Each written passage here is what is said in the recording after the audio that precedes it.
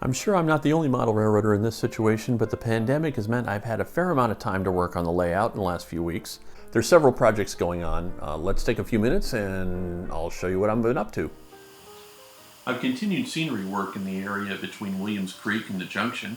As you can see here, I've got the background trees installed. These are all leftovers from my old layout, as is that barn, which is actually a Best Trains kit. The ground cover you see here is primarily sanded tile grout, although I did add some sifted real dirt that I got from Scenic Express along with it. This is really a mixture of 3 or 4 colors, various shades of brown and tan. I also use this tile grout to make some roads. It's not finished yet, but this is a great place to catch some railroad action.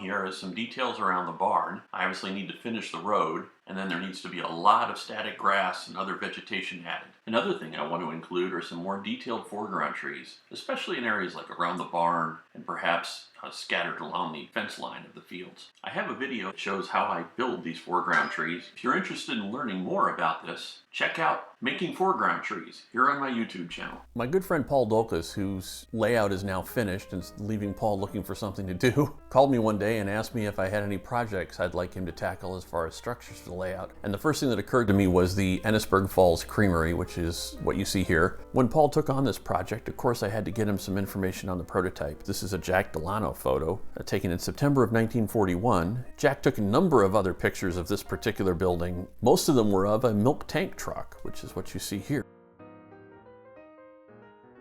One of the neat things Paul included here was this brick boiler house on the back of the building and smokestack. The stack itself is scratch built. It's actually the entire building is scratch built.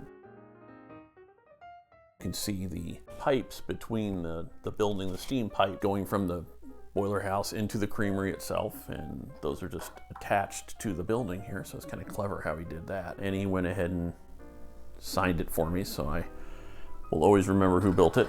Not that I would forget. Long admired Paul's modeling. Paul's been a dear friend of mine for many, many years, and I'm thrilled to have an example of his craftsmanship on the layout. Well, that's it for this month. In the meantime, thanks so much for watching, and we'll see you again soon.